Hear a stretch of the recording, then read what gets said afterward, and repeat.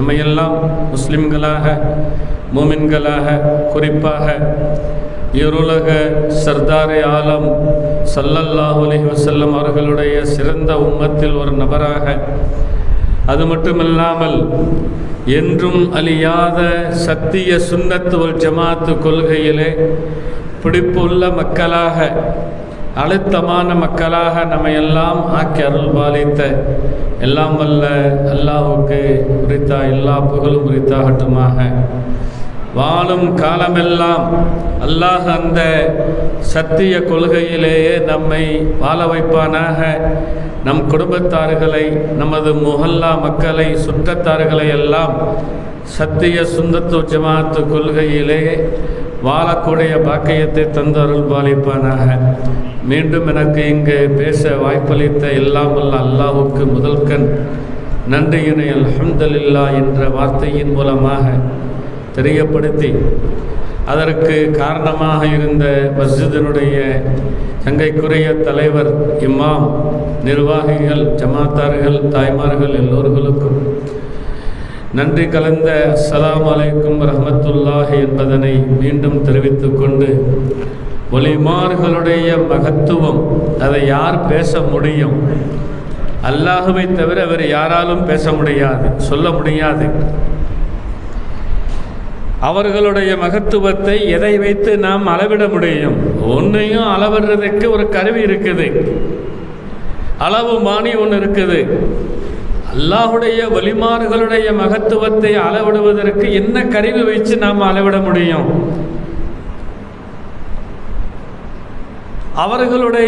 அவர்களுக்கு வாழ்நாள் பல கட்டங்களிலே சோதனைகளாலும் இன்னல்களாலும் அவர்கள் பட்ட அந்த சிரமங்களை நாம் சொல்ல முடியுமா?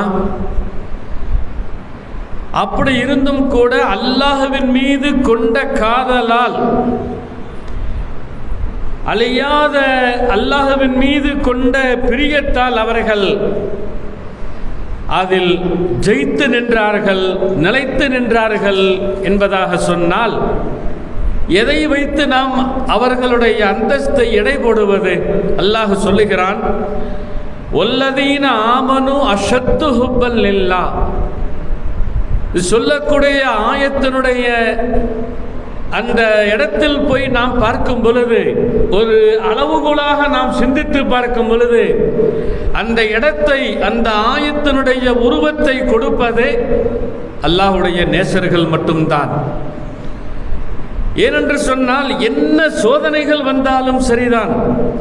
சோதனைகள் என்று சொன்னால் அவர்களுக்கு வராத சோதனைகளா நமக்கு வந்து விட்டது?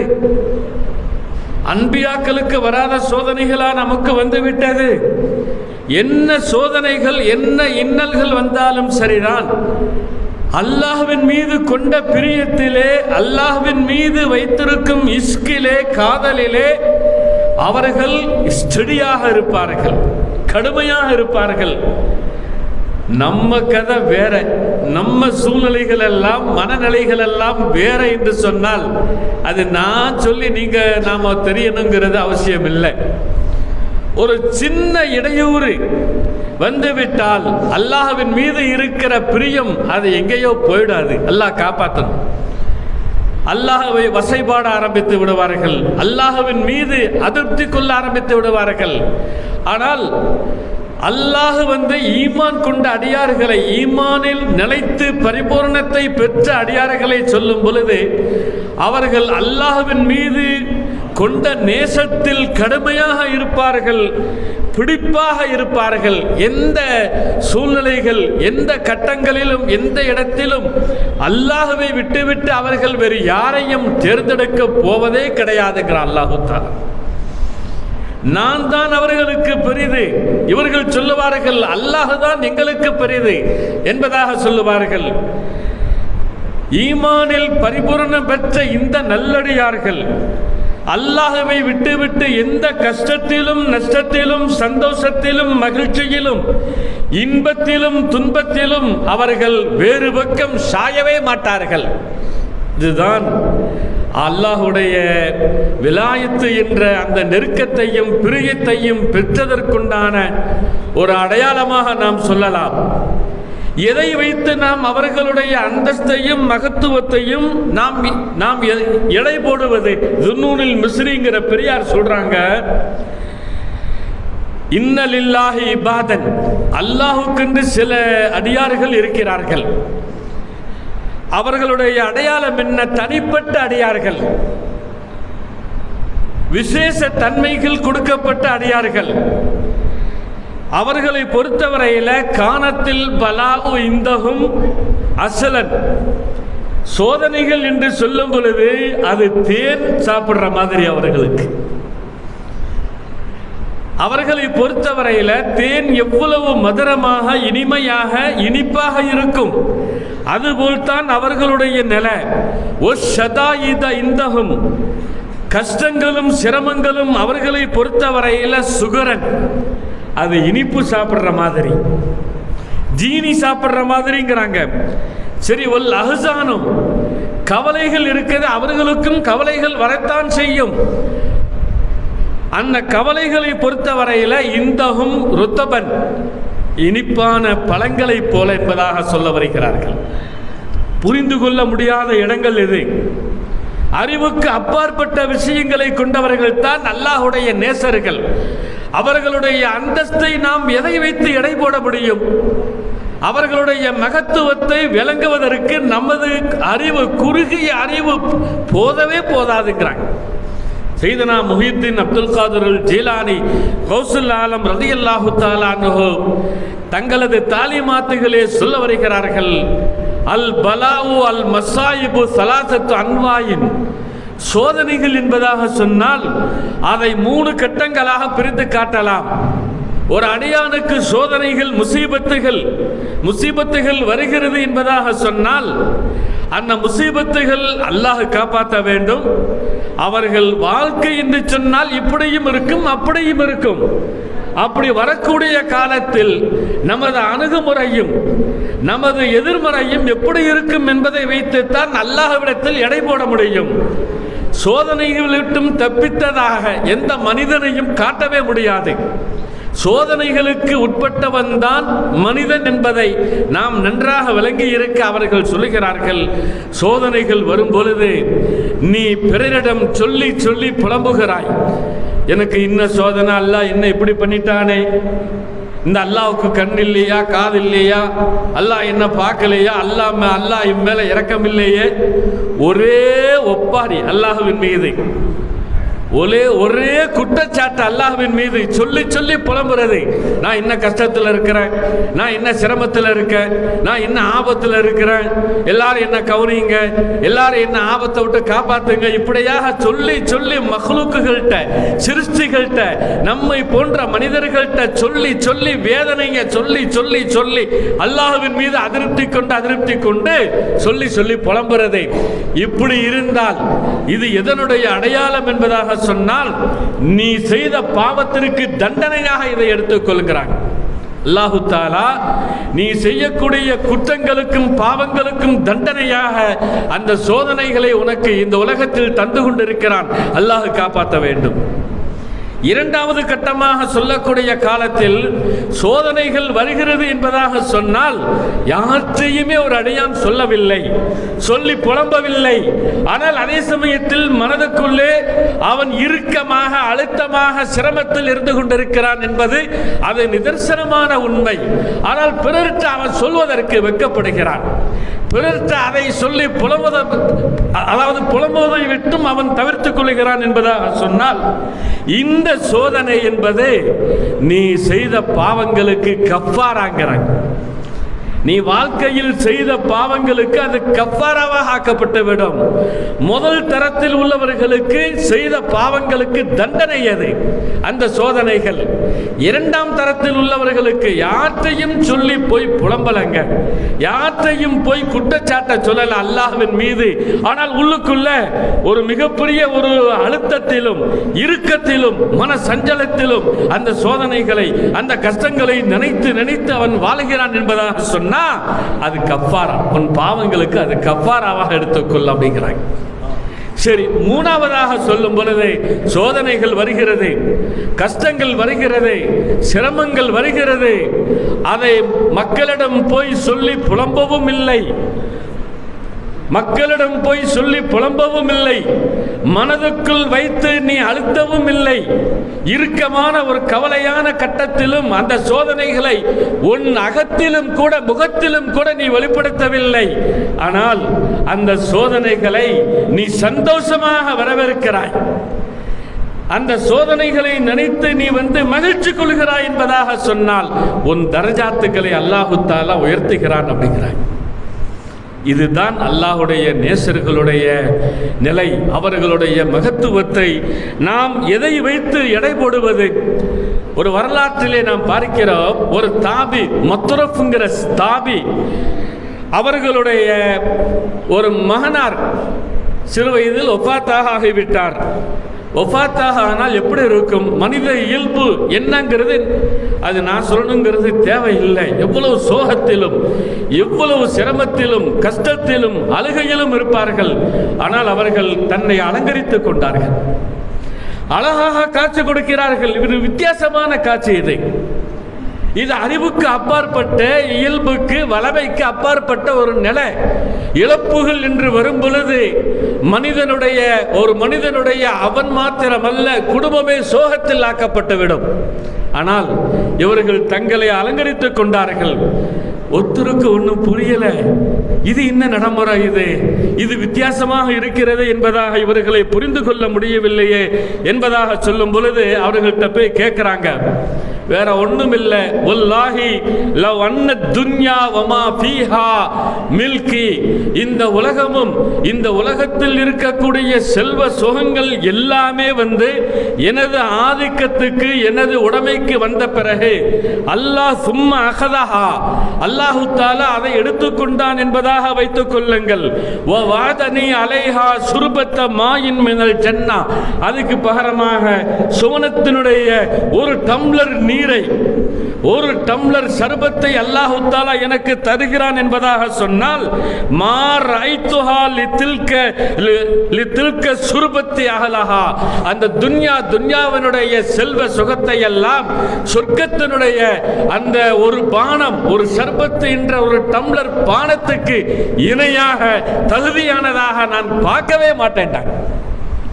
இதுதான் அல்லாஹுடைய அவுலியாக்களுடைய வாழ்ந்த வாழும் வாழ போகும் அல்லாஹுடைய நேசர்களுடைய நிலை என்று சொன்னால், அவர்களுடைய மகத்துவத்தை நாம் எங்க போய் விளங்க முடியும்? இது அறிவுக்கு அப்பாற்பட்ட நிலை. வெறுமன கராமாத்துகளை வைத்து, அற்புதங்களை வைத்து, இன்ன வலியுல்லா இன்ன கராமாத்துகளை நிகழ்த்தினார், இன்ன இறைநேசர் இன்ன கராமாத்துகளுக்கு சொந்தம், இன்ன மனதில் உள்ளவரை, இன்ன மனதில் உள்ளதை அவர் எடுத்து சொல்லுகிறார், இப்படியெல்லாம் சொன்னால் அந்த அவுலியாக்களுடைய அந்தஸ்தை நாம் விளங்கியவர்களாக, மகத்துவத்தை விளங்கியவர்களாக ஆகவே முடியாது. அல்லாஹு தஆலா அய்யூப் அலைஹிஸ்ஸலாத்துக்கு வராத சோதனைகளா? ஏனென்று சொன்னால் அல்லாஹுடைய நேசர்கள் என்று வரும் பொழுது அதன் முதல் தரத்தில் முதல் பட்டியலில் இருப்பவர்கள் அல்லாஹுடைய நபிமார்கள் தான். அவர்கள் சோதிக்கப்படாத வாழ்க்கையா? யாருக்கும் வராத சோதனை அவர்களுக்கு வந்திருக்கிறது. ஹஜ்ரத் அய்யூப் அலைஹிஸ்ஸலாம் அவர்களுக்கு அல்லாஹு தஆலா ஒரு வஹி அனுப்புகிறான். அந்த வஹியில் என்ன சொல்றான் என்பதாக சொன்னால், அன்ன சபீன நபியன் லம்மா அக்பரஹும் பி சவாபி ஸப்ரி அலா ஹாதல் பலாய், 70 நபிமார்களுக்கு உங்களுக்கு வந்த இந்த சோதனை, இந்த ஒரு இடர்பாடு, இந்த இடர்பாடுக்கு என்ன கூலி, பொறுமையாக இருந்தால் என்ன சவாபு, என்ன சன்மானம் என்பதை கடந்த காலத்தில் இருந்த இப்பொழுது இருக்கக்கூடிய 70 நபிமார்களுக்கு வஹியாக அறிவிக்கப்பட்டது. ஃபகுல்லும் மின்ஹும் சாலனி ஐ யகூன ஹுவல் முப்தலா, அந்த சோதனையை எங்களுக்கு தா என்பதாக என்னிடத்தில் கேட்டார்கள். ஒவ்வொரு நபிமார்களும் கேட்கிறார்கள், அந்த சோதனை எங்களுக்கு தான், அந்த சோதிக்கப்பட்டவராக நாங்கள் இருக்க வேண்டும் என்பதாக அல்லாஹ்விடத்தில் என்னிடத்தில் அவர்கள் கேட்க ஆரம்பித்தார்கள். ஆனால் அதே சமயத்தில் தாலிக ஜால்துஹு லக ஹதியத்தல் லக ஹத்தா தஸ்மா ஸனா அலைக ஃபித் துன்யா வல் ஆখিরা, ஆனால் அந்த சோதனைகளை நான் உங்களுக்கு தர அய்யூபே நான் உங்களுக்கு தர ஆசைப்பட்டு விட்டேன். ஏனென்று சொன்னால் துன்யா ஆகிரத்தில் நீங்கள் பின்னால் வரக்கூடிய என் நபியினுடைய குர்ஆனிலே, என்னது கலாமிலே, இன்னா வஜதனாஹு சாபிரா நேமல் அபுது இன்னஹு அவ்வாப் என்ற அந்த புகழாரமான வார்த்தையை இந்த உலகமெல்லாம் பேச வேண்டும் என்பதற்காக வேண்டி நான் உங்களை விரும்பிவிட்டேன். அந்த சோதனையை உங்களுக்கு தர நான் ஆசைப்பட்டு விட்டேன். அந்த சோதனையின் போது நீங்கள் பொறுமையாக இருப்பதாக நான் காண்கிறேன், நான் காண வேண்டும். அதனால் நீங்கள் புகழப்பட வேண்டும் என்பதற்காக வேண்டி இதுதாங்க அல்லாஹ்வுடைய அந்த மகத்துவத்தை நாம் என்ன சொல்ல முடியும் என்பதாக யோசிக்க தோணுகிறது. அறிவுக்கு அப்பாற்பட்ட ஒன்றாக இருக்கிறது. அல்லாஹ்வுடைய நாம தாங்கவே முடியாது. ஒரு டிராப்ஸ், ஒரு தூசி அளவு சோதனைகள் வந்தால் கூட நமது ஈமான் ஆட்டம் கண்டுவிடும், நமது கால்கள் நடுங்க ஆரம்பித்து விடும். ஆனால் அவர்களிடத்தில் இருந்த அந்த சகிப்புத்தன்மை, அந்த பொறுமை என்பதாக சொன்னால் என்ன காரணம் தெரியுமா? உள்ளதீன ஆமனு அஷத்து ஹுப்பல் லில்லாஹ், அவர்கள் அல்லாஹ்வுடைய நேசத்திலே, அல்லாஹ்வின் மீது கொண்ட காதலிலே அவர்களுடைய பிரியம் கடுமையானதாக இருந்தது. எங்க போய் சொல்ல முடியும்? இன்னைக்கும் இருந்து கொண்டிருக்கிறது. அந்த அளவுக்கு அவர்கள் அல்லாஹ்வுடைய பைஹக்கியுடைய ரிவாயத்தில் வருகிறது. அபூ ஹுரைரா ரலியல்லாஹு தஆலா அன்ஹு அவர்கள் அறிவிக்கிறார்கள் இந்த ஹதீஸை. இதா ஹப்பல்லாஹு அபுதன், அல்லாஹ் ஒரு அடியானை சோதிக்க நாடிவிட்டால், இப்தலாஹு, அல்லாஹ் ஒரு அடியானை பிரியம் வைக்க நாடிவிட்டால், அல்லாஹ் ஒரு அடியானின் மீது பிரியம் கொண்டிருக்கிறான் என்பதாக சொன்னால், இப்தலாஹு, அல்லாஹ் அவர்களை சோதிக்க ஆரம்பித்து விடுவான். ஏனென்று சொன்னால் அவர்கள் சும்மா இருக்க மாட்டாங்க. அதாவது வெட்டியாக சோதனை வந்துவிட்டது, அதை தாங்கும் சக்தி எனக்கு இருக்கிறது என்பதாக அவர்கள் அப்படியே வெறுமனே இருக்க மாட்டாங்க. அல்லாஹ்விடத்தில் சொல்லிக்கொண்டே இருப்பார்கள். அல்லாஹ்ட்ட சொல்லுவாங்க, வேற யார்ட்டையும் சொல்ல மாட்டாங்க. சையதுனா அய்யூப் அலைஹிஸ்ஸலாத்து வஸ்ஸலாம் அவர்கள் ஓதிய துஆ, ரப்பி இன்னி மஸ்ஸனியில் லுர்ரு வ அன்த அர்ஹமுர் ராஹிமீன் என்பதாகத்தான் அல்லாஹ்விடத்தில் அவர்கள் கெஞ்சிக் கொண்டிருந்தார்கள். இந்த கெஞ்சுதல் சப்தத்தை, இந்த தலர்ரு என்ற அல்லாஹ்விடத்தில் கூனி குறுகி தனது தேவையை, தனது ஹவாவை, தனது இன்னலை சொல்லக்கூடிய அந்த குரலை நான் கேட்க வேண்டும் என்பதற்காக வேண்டித்தான் அல்லாஹு தாலா எந்த அடியானை பிரியப்படுகிறானோ அந்த அடியாருக்கு அந்த சோதனைகளை தருவதற்கு பிரியப்படுகிறான்.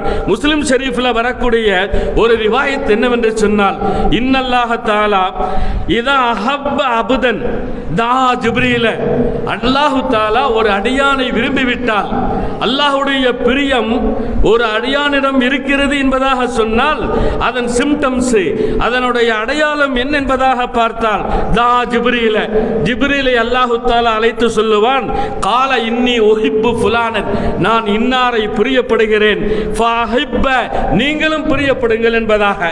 ஃபயுஹிப்புஹு, ஜிப்ரீல் பிரியப்படுவார்.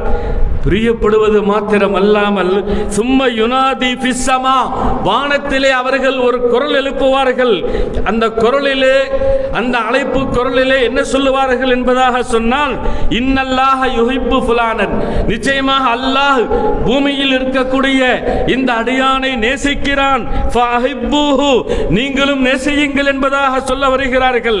ஃபயுஹிப்புஹு அஹ்லுஸ் ஸமா, விண்ணில் உள்ள மலக்குகள் அனைவர்களும் நேசிக்கிறார்கள்.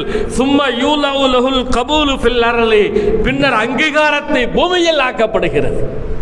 அவர்களை யார் பார்த்தாலும் பிரியப்படுவாங்க, யாரும் நேசிப்பார்கள். அவர்களை கண்ட மாத்திரத்திலேயே அவர்கள் மீது இனம் புரியாத அளவுக்கு ஒரு பிரியம் வந்துவிடும். அறிவுக்கு அப்பாற்பட்ட அளவிலே அவர்களை நேசிக்க ஆரம்பித்து விடுவார்கள். அந்த ஹதீஸினுடைய தொடரை பார்க்கும் பொழுது, அதே சமயத்தில் அல்லாஹ் ஒரு அடியானை கோபப்படுவானே என்னால் ஜிப்ரீலை அழைக்கிறான், இந்த அடியானை நான் வெறுக்கிறேன், நான் கோபப்படுகிறேன், நீங்களும் ஜிப்ரீலே நீங்கள் கோபப்படுங்கள். அவர்களும் கோபப்படுகிறார்கள். விண்ணுலகில் உள்ளவர்களுக்கு அறிவிப்பு கொடுக்கிறார்கள். அல்லாஹ் வெறுக்கிறான், அல்லாஹ் கோபப்படுகிறான், நீங்களும் கோபப்படுங்கள். அந்த கோபத்தினுடைய வெளிப்பாடு பூமியில் அந்த அடியானிடம் வந்து விழுகிறது. இப்படியாக அல்லாஹுடைய நேசர்களுடைய மகத்துவத்தை நாம் எடை போடும் பொழுது, கராமாத்துகளை வைத்து மாத்திரம் எடை போட்டால் அது மார்க்கம் சொல்லித் தரக்கூடிய அது ஒரு அளவீடு அல்ல, அது ஒரு குறிப்பு அல்ல என்பதை இந்த நல்ல நேரத்திலே நாம் வழங்கிக் கொள்ள கடமைப்பட்டிருக்கிறோம். அந்த கராமாத்துகள் இருக்கவும் செய்யலாம், அது இல்லாமலும் இருக்கலாம். செய்தனா முஹித்தீன் அப்துல் காதிர் அல் ஜீலானி ரலியல்லாஹு தஆலா அன்ஹு ஒரு கட்டத்திலே சொல்ல வருகிறார்கள், அல் கராமாத்து ஹைலுர் ரிஜால், அவர்களிடம் கராமாத்துகள் வெளியாகத்தான் செய்யும். ஆனால் அந்த கராமாத்துகளுக்கு ஒரு ஒப்பு ஓமை காட்டுவதாக இருந்தால், பெண்களுக்கு வரக்கூடிய மாதவிடாய் எப்படியோ அப்படித்தான் அது. அந்த பெண்கள் தாய்மார்கள் அதை மறைக்கத்தான் பார்ப்பார்களே தவிர அதை வெளிப்படுத்த விரும்ப மாட்டார்கள். அதுபோலத்தான் அல்லாஹ்வின் நேசர்களிடம் இருந்து கராமாத்துகள் வெளியாகுவது என்பது அது ஒரு நிபந்தனைக்கு, ஒரு ஷர்த்துக்கு உட்பட்டதல்ல. அற்புதங்கள் வெளியாகுவது அதை அவர்கள் மறைக்கத்தான் பார்ப்பார்களே தவிர அதை அவர்கள் வெளிப்படுத்த விரும்பவே மாட்டார்கள். இவர்களிடம் குடிகொண்டிருக்கக்கூடிய கராமாத் அற்புதம், அவர்களுடைய மகத்துவம் என்னவென்று சொன்னால், அல்லாஹ்வின் மீது அவர்கள் கொண்டிருக்கக்கூடிய அளப்பரிய அளவிட முடியாத நேசம், பிரியம், அதைத்தான் அல்லாஹு தஆலா சொல்ல வருகிறான். வல்லதீன ஆமனு, ஈமானிலே தன்னிறைவு பெற்றவர்கள், பரிபூர்ணமானவர்கள், அல்லாஹ்வின் மீது கடுமையான முறையிலே அவர்கள் நேசித்துக் கொண்டே இருப்பார்கள். அவர்கள் அல்லாஹ்வை அந்த நேசித்த அதன் வெளிப்பாடு பூமியில் எல்லோருமே அவர்களை பிரியப்படுவார்கள். உதாரணத்துக்கு சில விஷயங்களை நான் சொல்ல வர ஆசைப்படுகிறேன். கம்பத்தில் அம்பா நாயகம் அல்லாட்ட போறாங்க 99. அவர்களை எல்லாத்துக்கும் தெரியும், அவுலியாக்களுடைய நேசர்களுக்கு அவர்களை தெரியும். கம்பத்தில் காதரியா தரீக்காவில் இருக்கக்கூடிய கம்ப அம்பா நாயகம் அல்லாட்ட போறாங்க. 99 சொல்லி வச்ச மாதிரி போயிட்டாங்க. யாரெல்லாம் அல்லாஹுடைய நேசர்களை பிரியப்படுறாங்க பாருங்க, அவர்களுடைய உடல் கட்டிலே கிடத்தப்படுகிறது. அந்த கம்பத்தினுடைய RSS தலைவன், RSS காரனுடைய நோக்கம் என்னங்கிறது எல்லாத்துக்கும் நல்லா தெரியும். அந்த RSS தலைவன் ரோஜா மலையை தூக்கிட்டு வரான். அவர்களுடைய மேனியில போட்டு அவனுடைய புழக்கத்தின் அடிப்படையில் கையால கை கூப்பி நிற்கிறாங்க. ஐயா, நீங்க தான் முஸ்லீம் ஐயா அப்படிங்கிறான். நம்மளை வேண்டான்னு சொல்றவன், நம்மளை கொல்லணும்னு நினைக்கிறவன், இந்த நாட்டில் இருக்கக்கூடாதுன்னு நினைக்கிறவன், அவன் நிற்கிறான், காலை தொட்டு பிடிக்கிறான். நீங்க தான் முஸ்லிம்ங்கிறான். இந்த பிரியத்தை இஸ்லாத்தின் ஈமானின் ஜென்ம விரோதிக்கு அந்த பிரியத்தை கொடுத்தது யாரு? அல்லாஹுடைய நேசர்களை அல்லாஹ் நேசிக்கிறான், ஜிப்ரீல் நேசிக்கிறார்கள், விண்ணில் உள்ளவர்கள் நேசிக்கிறார்கள். அதன் வெளிப்பாடு மாற்றாறுகளிடம் வெளியாகுவதை நாம் பார்க்கிறோம். அது மாத்திரமல்ல, 90களில் 144 அதாவது ஊரடங்கு உத்தரவு போடப்படுது. போடப்படும் பொழுது ஃபைசிசா சர்க்கார் மதுரையிலிருந்து லால்பேட்டை வர்றாங்க. இது தெரியாம அவர்களுடைய கார் வந்துகிட்டு இருக்குது. புதுக்கோட்டைக்கு முன்னால திருப்பத்தூர் சைடில் அந்த கார் வந்துகிட்டு இருக்கும் பொழுது ஒரு வாகனம் கிடையாது. இது இவர்களுக்கு இந்த தகவல் கிடைக்கல. அப்பம்லாம் தகவல் பரிமாற்றங்கிறது ரொம்ப அரிதான ஒன்று தானே. இவர்கள் இந்த தகவல் தெரியாம, இந்த செய்தி தெரியாம கிளம்பி வந்துகிட்டே இருக்கிறாங்க. இந்த இடத்திலும் இல்ல, திருப்பத்தூர் பக்கத்தில் அவர்களுடைய கார் நிறுத்தப்படுது. நிறுத்தப்படும் பொழுது போலீஸ் டீம் அந்த காரை மடக்குகிறது. அந்த காரை யாரு டிரைவர் அப்ப யாருன்னு தெரியல, டிரைவரை மடக்குறாங்க. பிடிச்சி யாரு உள்ள இருக்கிறா அப்படின்னு, இல்ல ஐயா இருக்கிறாங்க, பெரியவங்க இருக்கிறாங்க, காட்டு அப்படின்னு இருக்கான். பின்னால பார்க்கறான்.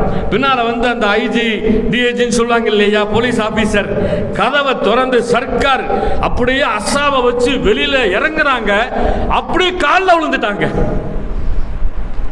ஐயா நீங்க போங்கய்யா, தெரியாம நிறுத்திட்டேங்கய்யா, தெரியாம நிறுத்திட்டேங்கய்யா, நீங்க போங்கய்யா, மன்னிச்சுக்குங்கய்யா, அழாத குறையா காலை பிடிச்சு காலை தூக்கி உள்ள வைக்கிறாங்க. அவன் காலத்துக்கு உள்ள வைக்கிறான். என்னத்தான் பார்த்தான சொல்ல அவர்களுடைய அந்த ஒளிவான நூறான அந்த முகத்திலே இது யாருடைய பிரியம்? அல்லாஹ் பிரியம் வைத்திருக்கிறான், ஜிப்ரீல் பிரியம் வைத்திருக்கிறார்கள். என்ன மகத்துவத்தை நாம் பேசுவது? எதை பேச முடியும்?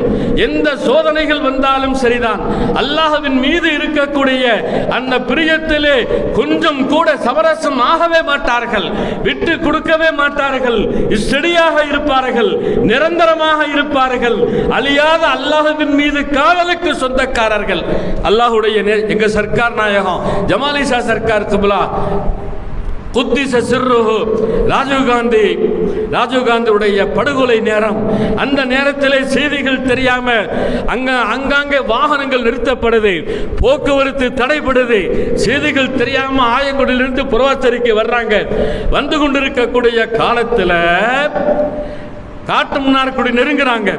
நெருங்கும் பொழுது ஒரு மிகப்பெரிய கும்பல் உருட்டுக்கட்டையோட நிக்குது. உருட்டுக்கட்டையோட அந்த கார் அடிச்சு நொறுக்கி எண்ணும் என்பதாக உருட்டுக்கட்டையோட நிக்கிறாங்க. இந்த கார் நெருங்குகிறது. என்னதான் பார்த்தாங்களோ தெரியல, கார் நெருங்க அப்படியே தூக்கி உருட்டுக்கட்டைய வச்சு கண்ணை அன்னைக்கு ஒரு நிமிஷம் கூட இருந்தவங்க சொன்ன செய்தி இது. ஒரு வினாடி, ஒரு செகண்ட் தான் அந்த கார் தூள் தூளாக ஆக்கப்பட வேண்டிய ஒண்ணு. தூக்கின அந்த உருட்டுக்கட்டைய சர்க்கார் குத்திஸ சிர்ருஹு கண்ணாடி இறக்குறாங்க. இவங்கள தாங்க பார்த்தாங்க. பார்த்த உடனேயே அந்த உருட்டுக்கட்டை அப்படியே கீழே போயிடுது.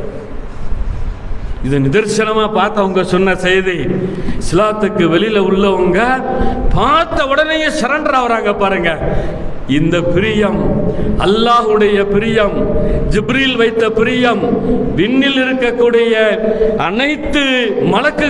அனைத்து மலக்குமார்களுடைய பிரியத்தின் வெளிப்பாடாக இருக்கும். அதாவது அல்லாஹ்வை எதிலையுமே நாம ஒரு ஹத்துப்படுத்த முடியாது. ஒரு எல்லைக்கு அவனது ஹயாத்தையோ, அவனது இல்மையோ, அவனது தாத்தையோ, தன்மைகளையோ ஒரு எல்லைக்குள் கொண்டு வர முடியாது. அதுபோல அல்லாஹ்வுடைய மகத்துவத்தை, அல்லாஹ்வுடைய கண்ணியத்தை ஒரு லிமிட்டட், ஒரு அளவு கொண்டு வரவே முடியாது. அதாவது அறிவுக்கு அப்பாற்பட்டது. அதுபோல்தான் அல்லாஹ்வுடைய நேசத்தை பெற்றவர்களுடைய மகத்துவத்தையும் ஒரு எல்லைக்கும் ஒரு அளவீடும் கொண்டு வர முடியாது என்பதாக நாம் இந்த நல்ல நேரத்திலே விளங்கிக் கூட, அதாவது அல்லாஹ்விலே ஃபனாவானவர்கள், அல்லாஹ்விலே தன்னை அழித்துக் கொண்டவர்களுடைய மகத்துவத்தையும் இவ்வளவுதான் அந்தஸ்து, இவ்வளவுதான் என்பதாக நாம சொல்லவே முடியாது. என் வாழ்க்கையில் நடந்த ஒரு சின்ன சம்பவத்தை இங்கு சொன்னா பொருத்தமா இருக்கு என்பதாக நினைக்கிறேன். 80களில் புறவாச்சேரியில் ஓதிக்கிட்டு இருக்கிறேன். ஃபைசுல் ஹசனாத்தில் அவர்கள் ஃபையாசி பட்டவங்க இருக்காங்க இல்லையா, தலைவர் அவர்கள், அந்த ஃபையாசி மதரசாவில் ஓதிக்கிட்டு இருக்கிறேன். ஓதிக்கிட்டு இருக்கும் பொழுது எங்க உஸ்தாது, எனக்கு உஸ்தாது, அவங்களுக்கு உஸ்தாது இப்ராஹிம் ஹஸரத் குத்திஸ சிர்ருஹு நவ்வரல்லாஹு மர்கதஹு அவர்கள்ட்ட விவாதம் பண்றேன். நாகூர்ல நடக்கக்கூடிய சில விஷயங்களை குறித்து, இதெல்லாம் கூடுமா, இதெல்லாம் சரியத்துக்கு அப்பாற்பட்டதாச்சு. அப்ப குறைந்த அறிவு, விவரமில்லாத ஒரு தன்மை, அது ஒரு நேரம், இது மாணவர் பருவம், எல்லாமே சரியத்திலேயே அரகுரத்தனமோ இருந்தாலும் கூட எனக்கு கிடைத்த அந்த இல்மை வைத்து அரகுர அறிவை வச்சு நான் மோதன அசர்த்திட்டேன். எப்படி அசர்த்து இது கூடுது, இன்னது நடக்கிறது, இது கூடாது இது என்பதாக அதாவது உஸ்தாது நான் பஹஸ் பண்ண கூடாது, இருந்தாலும் கூட எனக்கு இருக்கிற ஒரு ஆர்வத்தில் பேச ஆரம்பிச்சிட்டேன். அதற்கு எவ்வளவு பதில் சொல்றாங்க. ஜாலுக்குங்கிற அந்த அரபி உருது நூலை வச்சு பதில் கொடுக்குறாங்க. இன்னது கூட என்பதாக இதுல இருக்குது, அதெல்லாம் என்னால ஏற்றுக்க முடியாது அப்படின்ட்டான். இது முடிஞ்சு, அது முடிஞ்ச பிறகு அன்னைக்கு நான் ஒரு மனம் பார்க்கிறேன், நான் ஒரு கனவு பார்க்கிறேன். அது என்ன கனவு என்பதாக பார்த்தா, அதாவது அந்த புறவாச்சேரி வந்திருக்கீங்கன்னு சில பேருக்கு தெரியும், சில பேருக்கு தெரியாது. அந்த பள்ளிவாசலுக்கு நேர் எதிர்த்த சைடு, கிழக்கு சைடு வயக்காடு இருக்கும். வயக்காடை தாண்டி பார்த்தோம்னு சொல்லி சொன்னா அப்படியே நாகப்பட்டினம். அந்த நாகப்பட்டினம் அந்த ஊர் இருப்பு இருக்கிறது என்பதனுடைய அடையாளம் ஆண்டநாக்களா இருக்கும். அப்படியே கொஞ்சம் நாம திருமணம் சொல்லி சொன்னா நேர நாகூர் தான். அதான் நாகூர் மன்னரா தெரியாது. நாகூர் அதாவது நாகப்பட்டினத்தினுடைய ஆண்டநாக்கள் தெரியும். நான் மனாம்ல என்ன பார்க்கிறேன் என்பதாக சொன்னால், சுபஹ் தொழுகைக்காக வேண்டி பள்ளியாசலுக்கு நான் போறேன். போகும் பொழுது நாகப்பட்டினம் நாகூர் சைடில் ஆண்டனாக்களா உயர்ந்து தெரிகிறது. நாகூர்ல இருந்து ஒரு ஆண்டனா நாகூர் மணரா இருக்கக்கூடிய இடத்திலிருந்து ஒரு ஆண்டனா தெரிகிறது. அந்த ஆண்டனாவை மனாம்ல பார்க்கிற ரொம்ப ரொம்ப ரொம்ப ரொம்ப உயரத்தில் போகுது. அது வெளிச்சம் அப்படி போகுது. மனாம்ல எனக்குள்ளே நான் பேசிக்கொள்றேன், எப்பா என்ன உயரத்தில் இருக்குது, ஒரு எல்லையே தெரிய மாட்டேங்குதப்பா அப்படின்னு சொல்லி மனாம்ல. மற்ற ஆண்டனாக்கள் ஒரு குறிப்பிட்ட உயரத்தில் இருக்குது. நாகூர்ல இருந்து வரக்கூடிய ஆண்டனாவினுடைய உயரத்தை என்னால் அந்த வெளிச்சத்தை அப்படியே அந்த வெளிச்சம் அது விண்ணை நோக்கி வானலாக அது செல்கிறது. மனாம்ல சொல்றேன், என்ன ஒரு எல்லையே தெரிய மாட்டேங்குது அப்படிங்கிறேன். மனாம்ல திடீர்னு முடிச்சுட்டு மறுநாள் பாடத்தில் எங்க உஸ்தாதிட்ட போய் சொல்றேன், இந்த மாதிரி ஒரு மனாம் பார்க்கிறேன். கனவுலாம் பார்க்குறீங்களா? கனவு ஒருத்தனை செய்யும். கனவு உலகத்தை விட்டும் மனிதன் பிரிக்கப்படவே முடியாது. நல்ல கனவுகள் நுபுவத்தை 4 துண்டாக 4 பகுதிகளாக ஆக்கினால் அந்த அருயா சாலிஹா அதில் அது ஒரு ஷேராக இருக்கும், அதில் ஒரு பங்காக இருக்கும். நல்ல கனவு வந்திருக்குது எனக்கு. எங்க உஸ்தாதிட்ட போய் சொல்றேன், நல்லவர்கள்ட்ட போய் சொல்லணும், ஆலிம்கள்ட்ட போய் சொல்லணும். சும்மா ரோட்ல போறவன், தெருவில் போறவன், பீடி குடிக்கிறவன், டீ கடையில் நேரத்தை போக்குறவன், தொழுகை இல்லாதவன், அவன்கிட்ட போய் சொன்னீங்கன்னு வைங்களேன், அவ்வளவுதான். அந்த கனவுக்கு நல்ல விளக்கம் இருக்கும். ஏதாவது சொல்லிட்டான்னு வைங்க. ஷாஃபி இமாம் காலத்தில் ஒரு மனாம் பார்த்திருக்காரு. அந்த மனாம் என்னன்னு சொல்லி சொன்னா, அதாவது 2 காலை அகட்டி நிற்கிறார். அகட்டி நிற்கும் பொழுது சூரியன் அந்த 2 காலுக்கு மத்தியில் தெரிகிறது. இப்படி ஒரு மனம் பார்த்து பயந்து திடுக்கிட்டு எழுந்திருச்சு நேராக வந்து அந்த காலத்தில் இருந்த மிகப்பெரிய இமாம் ஷாஃபி ரஹ்மத்துல்லாஹி அலைஹி அவங்கள்ட்ட வர்றாங்க. அவங்கள்ட்ட வரும் பொழுது இடையில ஒரு திருப்பூரிக்கு மாதிரி உள்ளவர் அவர் வந்து பார்த்து, இங்கடே போற அந்த மனுஷன் காஜான்னு பேர் வைங்களே, காஜா எங்க போற? ஷாஃபி இமாமை பார்க்க போற அப்படின்னு. ஷாஃபி இமாம் எது பார்க்க போற? என் வாயத்தொடி சும்மா போக வேண்டியதானே, பார்க்க போறமா ஒரு வேலை பாண்டு. என்ன வேலை சொல்லுப்பா? நைட்ல ஒரு கனவு பார்த்தேன். என்ன கனவு என்பதாக சொல்லலாம். அது இருக்கட்டும், நான் அவர்கிட்ட போய் நான் சொல்லிக்கிறேன் அப்படின்னு. எங்கிட்ட சொல்லிடு, அவர் என்ன சொல்றது, நான் சொல்றேன் அப்படின்னு சொல்லி இந்த ஆளு உளறி கொட்டிட்டான். வாய் அடைக்கிட்டு வந்து ஷாஃபி இமாம்கிட்டே போயிருக்கணும். இந்த ஆளு உளறி கொட்டியாச்சு. கனவு சொல்லியாச்சு இல்ல, கனவுக்கு அந்த ஆளு எக்கு தப்பா விளக்கத்தை சொல்லிட்டான். அட்டே 2 காலாவட்டி நடுவுல சூரியனை பார்க்கறியோ, நீ செத்த அவ்வளவுதான் அப்படின்ட்டான். உன் சோழி முடிஞ்சு அவ்வளவுதான் அப்படின்ட்டான். இவனுக்கு பகிருங்குது. ஏற்கனவே கனவை பார்த்து அவன் அதிர்ச்சியில் உடஞ்சி போய் உட்காந்துக்கிட்டு இருக்கிறான். இவன் எப்படி சொல்லிட்டானடா சொல்லி மனசுக்கு கேட்கல. கேட்டு இமாம் ஷாஃபி ரஹ்மத்துல்லாஹி அவங்கள்ட்ட போவோம் அப்படின்னு சொல்லி ஷாஃபி இமாமோட வீட்டு வாசல்ல போய் மரியாதையாக கண்ணியமாக உட்கார்ந்து இருக்காரு. ஷாஃபி இமாம் வெளியில வர்றாங்க. ரலியல்லாஹு தஆலா அன்ஹு என்னப்பா அப்படிங்கிறாங்க. இந்த மாதிரி செய்தி, ஒரு மனாம் பார்த்துட்டேன் நான் வந்து. என்ன மனாம் பார்த்த அப்படின்னாங்க. சரி, மனாம வந்து சொல்லியாச்சா? அல்லாஹுடைய நேசர் இல்லையா, குத்துபுமார்களுக்கெல்லாம் குத்துபு. எங்க உஸ்தாது சொல்லுவாங்க, இமாம்கள் குத்துபு கௌசு படித்தரத்துக்கெல்லாம் அப்பாற்பட்டவர்கள். அந்த ஷாஃபி இமாமுக்கு தெரியாத ஒன்னா, சரிப்பா கனவு பார்த்த, சரி நீ யார்கிட்ட விளக்கத்தை கேட்டு கிட்ட வந்துட்ட அப்படின்ட்டாங்க. நீ யார்கிட்ட விளக்கத்தை கேட்டுட்ட, ஒருத்த விளக்கம் சொல்லியிருக்க அவன் கனவுக்குன்ட்டாங்க. இது எப்படி தெரியும் உங்களுக்கு? அல்லாஹ் காமிச்சு கொடுத்துட்டாங்க, அவ்வளவுதான்.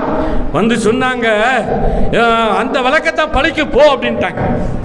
அதாவது கனவு பார்த்து விட்டால் நல்ல கனவோ மாற்றமான கனவோ முதல்ல விளக்கத்தை அழகாக கையாள வேண்டும்.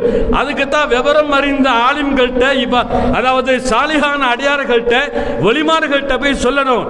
அந்த கனவுக்கு இருக்கிற யதார்த்தமான ஹகீகத்தான விளக்கம் என்னவென்று சொன்னால், உன் காலடியிலே இந்த நாட்டினுடைய கவர்மெண்ட் அரசாங்கம் வரப்போகுது என்பதாக அர்த்தம். நீ இந்த நாட்டுக்கு மன்னனாக ராஜாவாக நீ ஆக போகிறாய் என்பதாக அர்த்தம். இப்ப அவன் முதல் விளக்கத்தை கையாண்டுட்டான். எனவே அந்த விளக்கத்தான் பழிக்கு போட்டான். அல்லாஹ் காப்பாற்ற வேண்டும். அப்ப இந்த கனவு போய் இங்க உஸ்தாதிட்ட போய் சொல்றேன், இந்த மாதிரி நேத்து நீங்க எங்கிட்ட வாதம் செஞ்சீங்க இல்லையா, அந்த வாதத்துக்கு நீங்கள் செய்த வாதம் தவறு என்பதை சுட்டி காட்டுவதற்காக வேண்டி, உங்களுக்கு வழிகாட்டுவதற்காக வேண்டி, நாகூர் ஷாஹுல் மீது நாயகமே உங்கள் கனவில் வந்து இந்த சுற்றி இருக்கக்கூடிய நீங்கள் கனவில் பார்த்த ஆண்டனாக்கள் எல்லாம் அது அல்லாஹுடைய ஆங்காங்கு அடங்கப்பட்டிருக்கக்கூடிய அல்லாஹுடைய நேசர்களாக இருக்கும். அவர்களுடைய மகத்துவம், அவர்களுடைய தரஜா ஒரு அளவீடை கொண்டதாக இருக்கும். எனது தரஜா, எனது அந்தஸ்து எல்லைக்கு அப்பாற்பட்டதாக இருக்கும் என்கிற விளக்கத்தை அவர்கள் உங்கள் கனவில் வந்து சொல்ல ஆரம்பித்து விட்டார்கள். இதுதாங்க அல்லாஹ்வுடைய அந்த மகத்துவத்தை சொல்வதாக இருந்தால், அதனால தான் சொல்ல வராங்க. ஹதீஸ குதுசியில யஹ்யாவுல பதிவாக இருக்குது.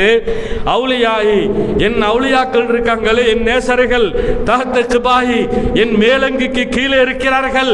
லா யரிஃபுஹும் கைரி, அவர்களை பற்றி வேறு யாரும், என் அல்லாமல் யாரும் தெரிய முடியாது. குத்துபு நாயக கௌசுல் ஆலம் பொதுவாகவே சொல்லுவாங்க, சில ஊர்களில் ஒரு நடைமுறை, ஒரு பேச்சு வழக்கு நடந்துகிட்டு இருக்குது. எப்படி தெரியுமா? அல்லாஹ்வுடைய வலிமார்களாக இருப்பதாக இருந்தா அங்க போகணும், இங்க போகணும். ஹித்ர் அலைஹிஸ்ஸலாம் அவர்கள் வந்து சான்று கொடுக்கணும் என்பதாக இது இருக்குது. இருக்கவும் செய்யலாம், இல்லாமலும் இருக்கலாம். ஒரு கட்டத்தில் கௌசுல் ஆலம் முஹியுத்தீன் நாண்டகி ரலியல்லாஹு தஆலா அன்ஹு அவர்களுடைய மகனார் அப்துர் ரஸாக் ரலியல்லாஹு தஆலா அன்ஹு மதீனா முனவ்வராவில் வைத்து தஹ்லீம் மஜ்லிஸ் நடத்துகிறார்கள். மாபெரும் அவுலியாக்கள் எல்லாம் அவர்களுடைய தாலீமை கேட்டுக்கொண்டிருக்கிறார்கள். கேட்டுக்கொண்டிருக்கும் பொழுது ஒரு ஓரமாக மஸ்ஜித் நபவியுடைய ஒரு தூணில் சாய்ந்து கொண்டு ஒருத்தர் எங்கேயோ மேலே பார்த்து கொண்டிருக்கிறார், வானத்தை பார்த்து கொண்டிருக்கிறார். பக்கத்தில் ஒருத்தர் போறாரு.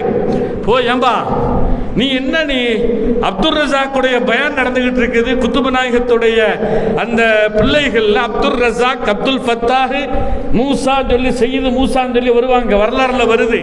49 பிள்ளைகள்ல 20 பேர் ஆண் பிள்ளைகள். அதுல அப்துல் ரஸாக் ரலியல்லாஹு தஆலா அன்ஹு அவர்கள் பயான் நடக்குது. ரூஹானியத்தான் அந்த பயான் நடந்துகிட்டு இருக்குது. நீ என்ன அங்க உட்காராம இங்க உட்கார்ந்து வானத்தை பார்த்துக்கிட்டு இருக்கீங்கன்னு சொல்லி கேட்கிறாங்க. கேட்கும் போது இவங்க என்ன சொல்றாங்க தெரியுதா? அந்த தூணில் சாய்ந்திருக்கக்கூடியவர், நீ இந்த ரஸாக்க பார்க்கிற, நான் அந்த ரஸாக்க பார்த்துக்கிட்டு இருக்கிறேங்கிறார். இவர் ஆடி போயிட்டாரு. கேள்வி கேட்டவர், என்னடா இது? அதாவது சொன்னவர் அல்லாஹ்வுடைய நேசர் என்பதாக கேட்டவர் விளங்கிக் கொண்டார். கேட்டவர் யார் தெரியுமா? சையதனா ஹித்ர் அலைஹிஸ்ஸலாத்து வஸ்ஸலாம் அவர்களாக இருக்கும். ஹித்ர் அலைஹிஸ்ஸலாம் தான் கேட்கிறாங்க, என்ன சொல்றாங்க என்பதாக சொன்னால், எனக்கும் தெரியாமல் இந்த உம்மத்திலே அல்லாஹ்வுடைய நேசர்கள் இருக்கிறாங்களே என்பதாக சொல்ல வந்த படித்த செய்திகளை உங்களுக்கு மத்தியிலே சொல்லிக் கொள்வதிலே நான் மிகுந்த விருப்பம் கொள்கிறேன். ஆக அல்லாஹ்வுடைய அந்த நேசத்தை பெற்றவர்களுடைய அல்லாஹ் இவர்களை நேசிக்கிறான். அதாவது அவர்கள் அல்லாஹ்வை நேசிப்பதிலே கடமையாக இருக்கிறார்கள் என்பதாக சொன்னால், அதனுடைய தொடக்கம் என்னவென்று சொன்னால், அல்லாஹ் அவர்களை நேசிக்க ஆரம்பித்தான். அதனுடைய முழு சக்தியினுடைய வெளிப்பாடுதான் இவர்கள் அல்லாஹ்வின் மீது கொண்ட காதலாக இருக்கும், கொண்ட பிரியமாக இருக்கும். எதை நாம் சொல்ல முடியும் என்பதாக சொன்னால், அல்லாஹ்வுடைய திருப்தியை ஒன்றை குறிக்கோளாக கொண்டு வாழ்ந்த அந்த அந்தஸ்தை நாம் சொல்ல முடியுமா? ஆக அல்லாஹ்வுடைய நேசத்தினுடைய அந்த அளவீடை நாம் ஒரு கட்டுக்குள் கொண்டு வரவே முடியாது என்பதாகத்தான் நாம் இதிலிருந்து விளங்கிக் கொள்ள கடமைப்பட்டிருக்கிறோம். இன்னும் சொல்ல போனால், இந்திய திருநாட்டினுடைய ஆட்சி அதிகாரம், அரசாங்கம், அந்தரங்க ஆட்சி அதிகாரம் எல்லாம் அல்லாஹ்வுடைய அந்த கைவசத்தில், வலிமார்களுடைய நேசர்களுடைய கைவசத்தில் தான் இருக்கிறது என்பதற்கு வரலாற்று சான்றுகள் ஏராளம் இருக்கிறது என்பது மட்டுமல்ல, அதாவது மற்ற உலகங்களுடைய, கபருடைய உலகம், மற்ற கிரகங்களுடைய ஆதிக்கமும் அவர்களுடைய கரத்தில் தான் கொடுக்கப்பட்டிருக்கிறது என்பதற்கு உண்டான சான்றுகளும் ஏராளம் இருக்கிறது. அதாவது ஹஜரத் உமர் நாயகம் இந்த உலகத்தை விட்டு போறாங்க. இதை சொல்லி நிறைவுபடுத்திடுறேன். உலகத்தை விட்டு போறாங்க. சரி, உமர் நாயகத்தை கபரில் ஷஹீதாக ஆக்கப்பட்டு விட்டார்கள். வரலாறு சொல்லுகிறது. அவர்களை கபரில் அடக்கப்படுகிறது. அவர்களை அடக்கம் செய்யப்பட்ட பிறகு ஹஜரத் அலி நாயகம் அங்க என்ன நடக்குதுன்னு பார்க்கறாங்க. அங்க என்ன நடக்குதுன்னு பார்ப்போம் அப்படின்னு சொல்லி கஷ்புடைய பார்வையை போடுறாங்க, தனது ஆத்மீக பார்வையை போடுறாங்க. முங்கர் நக்கீர் வர்றாங்க. மன்றப்புக்கு யார்கிட்ட மன்றப்புக்குன்னு கேட்கிற, நீங்க யார்கிட்ட கேட்குறீங்க? கொடான கோடி பேர்களுக்கு ரப்ப காமிச்சு கொடுத்துட்டு வந்திருக்கிறேன், எங்கிட்ட போயா நீங்க மன்றப்புக்குன்னு கேட்குறீங்கன்ட்டாங்கல்ல. இருந்த இடத்த வந்த இடத்த காண அவர்களை ஹஜரத் அலி நாயகம் இதை பார்த்து திகைத்து சொன்னார்கள், செய்யுது இந்த உலகத்திலும் உங்க ஆட்சி தான் நடந்துச்சு, அங்கேயும் உங்க ஆட்சி தான் நடக்குதுங்கிறாங்க. ஹதரத்து ராபியத்துல் பஸ்ரியா அம்மா இந்த உலகத்தை விட்டு மறைகிறாங்க. மறைஞ்சு அவர்களை அடக்கம் செய்யப்பட்ட பிறகு ஹதரத் ஹசன் பஸ்ரி அந்த காலத்தில் வாழ்ந்த சய்யிதுல் அஸ்பியா சூஃபியாக்கள் எல்லாம் சங்கமிக்கும் இடமாகிய அவுலியாக்கள் எல்லாம் ஒன்று சேரும் அந்த சங்கிலி தொடர் ஹதரத் ஹசன் பஸ்ரியை தாண்டி போகவே போகாது. அந்த ஹசன் பஸ்ரி இமாம் அவர்கள் கஷ்புடைய பார்வையை போடுறாங்க. போட்டு என்ன நடக்குதுன்னு பார்ப்போமே என்பதாக இப்போ எந்த கருவியை வச்சும் நாம கேட்கவும் முடியாது, பார்க்கவும் முடியாது. உள்ள என்ன நடக்குது, என்ன பேசப்படுதுன்னு சொல்லி ஒரு செட் பண்ணாங்களாம். அந்த கருவி வெடிச்சுட்டாங்க கடைசியில். ஆக இவர்களுடைய கல்பு சுத்தமான கல்பு. இவர்கள் எதையுமே ஊடுருவி ஸ்கேனிங் பண்ணக்கூடிய பார்வைக்கு சொந்தக்காரர்கள், அல்லாஹ்வுடைய நேசர்கள். கபரில் என்ன நடக்குதுன்னு பார்ப்போமே சொல்லி அந்த பார்வையை போடுறாங்க. போடும் பொழுது முங்கர் நக்கீர் மன்ற போக்குன்னு வராங்க. யார்த்த கேட்குறீங்கிறாங்க. என்ன தைரியம் பாருங்க அவர்களுக்கு. அல்லாஹ்வின் மீது கொண்ட அந்த அன்பு, அந்த பிரியம், அந்த காதலிலே உலகத்தில் இருக்கும் பொழுதும் கூட அதில் ஊறி திளைத்தார்கள் என்பது மட்டுமல்ல, இந்த உலகத்தை விட்டும் மறைந்து அந்த உலகத்திற்கு சென்றாலும் கூட, மறு உலகத்திற்கு சென்றாலும் கூட அல்லாஹ்வின் மீது வைத்திருந்த அந்த பிரியத்திலே அல்லாஹ் ஒரு அடியானை நேசிக்க ஆரம்பித்து விட்டால் அது நேசம்தான், அதில் எந்த மாற்றமும் வராது. அதுபோல்தான் இவர்கள் அல்லாஹ்வை நேசிக்க ஆரம்பித்து விட்டால் அதிலும் எந்த ஒரு மாற்றமும் வராது, எந்த ஒரு அழிவும் வராது. மன் ரப்புக்க, உங்க ரப்பு யாரு என்பதாக முங்கர் நக்கீர் கேட்கும் போது, கோடானு கோடி சிருஷ்டிகள் இருக்கும் பொழுது இந்த ராபியாவை மறந்தானா அந்த ரப்ப நான் எப்படி மறப்பேன்னாங்க. எங்கிட்ட வந்தா நீங்க கேட்கிறீங்க மன்ற புக்கு என்பதாக. இவ்வாறு உலகத்தினுடைய மறு உலகத்தினுடைய கபருடைய சூட்சும உலகத்தினுடைய ஆதிக்கம் எல்லாம் கொடுக்கப்பட்டவர்கள். மேராஜிலே நபி ஸல்லல்லாஹு அலைஹி வஸல்லம் அவர்கள் பைத்துல் முகத்தஸுக்கு வரும் பொழுது அந்த இடைப்பட்ட அந்த ஆந்த வேலை, அந்த போகக்கூடிய அந்த பாதையிலே ஆலமுல் பர்ஸக், அந்த சூட்சும உலகம், கபருடைய உலகம் என்பதாக சொன்ன கபர்ஸ்தான பார்க்க கூடாது. அது இந்த உடலுக்கு இருக்கக்கூடிய பிளேஸ், அது இடம். அது இந்த மனிதன் இந்த உலகத்தை விட்டும் சென்ற பிறகு இவனது ஆத்மா ஒரு இடத்துல இருக்கும். அதுதான் ஆன்ம உலகம், அதுதான் கபருடைய உலகம், சூட்சும உலகம். அதனுடைய திரையை அல்லாஹு தஆலா நீக்கி நபி ஸல்லல்லாஹு அலைஹி வஸல்லம் அவர்களுக்கு காட்டுகிறான். ஹாஜா நாயகத்துடைய ஷேக், ஹாஜா நாயகத்துடைய ஷேக் சர்க்கார் நாயகம் ஹாஜா உஸ்மானுல் ஹாரூனி ரலியல்லாஹு தஆலா அன்ஹு அவர்களுடைய காலம் அது. ஹாஜா நாயகம் அவர்களுடைய சக பீர்பாய், அதாவது ஹாஜா உஸ்மானுல் ஹாரூன்ட்ட பையத் எடுத்த இவர்களுடைய முரீது சகோதரர், ஆன்மீக சகோதரர் அல்லாஹ்ட்ட போயிட்டாரு. அவரை கபூர்ல அடக்கப்படுது. அடக்கப்படும் பொழுது எல்லாரும் அடக்கிட்டு போயிட்டாங்க. ஹாஜா நாயகம் தனது சகோதரர், ஆன்மீக முரீது, ஆன்மீக சகோதரர், அவரை என்ன நடக்குது பாப்போம்னு சொல்லி தங்கள் ஆன்மீக பார்வையை கபூர்ல என்ன நடக்குதுன்னு பாப்போம்னு சொல்லி நிக்கிறாங்க. நின்னா முங்கர் நக்கீர் வந்துட்டாங்க, அதாபுடைய மலக்கு வந்துட்டாங்க. அதாபு செய்ய போறாங்க. சரியான முறையில் ஆன்சர் கிடையாது. அங்க இவர்கள் கொஞ்ச நேரத்தில் பார்த்தா தனது ஷேக் நாயகம் ஹாஜா உஸ்மானுல் ஹாரூனி அந்த கபருக்குள்ள நிக்கிறாங்க. என் முரீதை நீங்க தொடக்கூடாதுன்ட்டாங்க, என் முரீதை நீங்க டச் பண்ண கூடாதுன்ட்டாங்க. இவர் தான் உங்க பையத்தை வேஸ்ட் ஆக்கிட்டார. அந்த பையத்து படிக்க வாழல, அது வரலாறுல வருது. அவங்க பையத்து படிக்க வாழல, அதை சுட்டி காட்டுறாங்க அந்த வந்த மலக்குகள். இவரு தான் உங்க பையத்தை வேஸ்ட் ஆக்கிட்டார என்பதாக சொல்லும் பொழுது என் கையை பிடிச்சிருக்காரு அப்படின்ட்டாங்க. என் கை மேல் அவருடைய கை இருக்குது, நான் விடமாட்டேன் அதாப் செய்வதற்கு. போயிட்டாங்க. அங்கே நிற்பதற்கு அல்லாஹ் அவர்களுக்கு அதிகாரத்தை கொடுக்கல என்பதாக நாம் அவர்களுடைய புனிதமான வரலாறுகளில் நாம் பார்த்து கொண்டிருக்கிறோம். இந்த அடிப்படையில் பார்க்கும் பொழுது அல்லாஹுடைய நேசர்களுடைய மகத்துவம்ங்கிறது அது அறிவுக்கு அப்பாற்பட்டது. எவ்வாறு அல்லாஹுடைய அந்தஸ்து அறிவுக்கு அப்பாற்பட்டதோ, அல்லாஹுடைய அகமியம், அல்லாஹுடைய தன்மைகள் விளக்கத்திற்கு அப்பாற்பட்டதோ, அந்த அல்லாஹ்வினால் நேசிக்கப்படக்கூடிய ஜிப்ரீலினால், விண்ணுலகில் இருக்கக்கூடிய மலக்குகளினால் நேசிக்கப்படக்கூடிய அந்த அல்லாஹ்வுடைய நேசர்களுடைய மகத்துவத்தையும் நாம் விளங்கவே முடியாது.